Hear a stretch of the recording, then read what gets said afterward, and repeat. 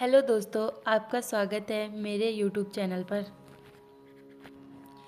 कहानियाँ अक्सर शहरों से नहीं बल्कि छोटे छोटे गांव की पगडंडियों से शुरू होती है, जहां सपनों की उड़ान आसमान से नहीं मिट्टी की खुशबू से मिलती है। तो आज की कहानी है उत्तराखंड के एक छोटे सुंदर पहाड़ी गांव की, जहां रहता है 12 साल का एक लड़का लक्ष्मण। सुबह का समय था, हल्की सी धुंध फैली हुई थी। हरे भरे खेतों पर ओस की बूंदें चमक रही थी और सामने वाली पहाड़ी के पीछे से सूरज धीरे धीरे निकल रहा था। दूर मंदिर से घंटियों की आवाज़ आ रही थी। उसी मंदिर के पास एक छोटा सा घर था, जहाँ लक्ष्मण अपने माता पिता, छोटी बहन लक्ष्मी और अपनी प्यारी गाय बूढ़ी के साथ रहता था। सुबह के 8 बज चुके थे और स्कूल का समय हो गया था। लक्ष्मण जल्दी जल्दी तैयार हुआ, अपनी पुरानी सी स्कूल बैग को कंधे पर टांगा, पैरों में चप्पल डाली और चमकती आंखों के साथ पगडंडी की ओर चल पड़ा। रास्ते में एक छोटी सी पहाड़ी के मोड़ पर पहुंचते ही उसने देखा कि जमीन पर एक घायल कबूतर पड़ा है। लक्ष्मण तुरंत दौड़कर उसके पास गया, उसे बहुत प्यार से उठाया और वापस घर की ओर चल पड़ा। घर पहुंचकर ही लक्ष्मण सीधे आंगन में बैठी माँ के पास गया। लक्ष्मण माँ से बोला, माँ, इस कबूतर का ध्यान रखना, मैं स्कूल से आकर इसे देख लूँगा।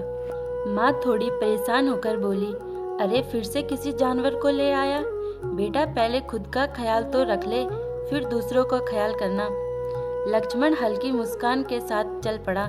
स्कूल पहुंचते ही सब बच्चे अपनी अपनी क्लास में बैठ चुके थे। लक्ष्मण जैसे ही क्लास में घुसा, मास्टर जी ने उसे रोक लिया। फिर मास्टर जी लक्ष्मण से बोले, अरे आज फिर से देर, अब कोई नया बहाना मत बनाना। फिर लक्ष्मण मास्टर जी से बोले, सर वो एक घायल पक्षी। मास्टर जी गुस्से में आकर बोले, चुप, पढ़ाई में मन लगाया करो, हीरो बनने की कोई ज़रूरत नहीं। लक्ष्मण चुपचाप सिर झुकाकर बैठ गया। छुट्टी की घंटी बजी और सब बच्चे घर की ओर निकल पड़े। वापसी में लक्ष्मण मोनू भैया की दुकान से एक छोटा सा पिंजरा भी खरीद लाया।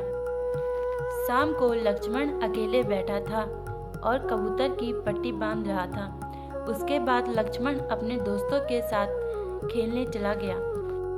रात में घर आकर उसने मुंह हाथ धोया, खाना खाया और फिर पढ़ते पढ़ते सो गया।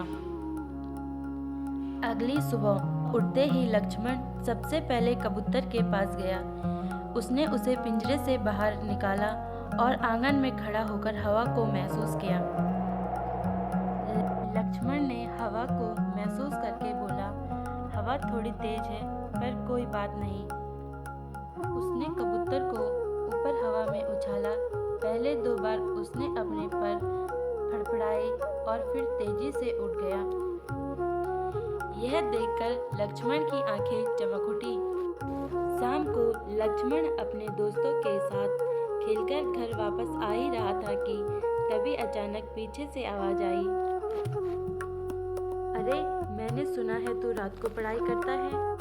लक्ष्मण मुड़ा और देखा, ये तो मास्टर जी हैं। फिर मास्टर जी लक्ष्मण से बोले, अगले हफ्ते शहर में स्कॉलरशिप टेस्ट है, तू देगा क्या? ये सुनकर लक्ष्मण के चेहरे पर चमक और भी बढ़ गई। उसने सिर हिलाकर कहा, हाँ सर, मैं टेस्ट दूंगा।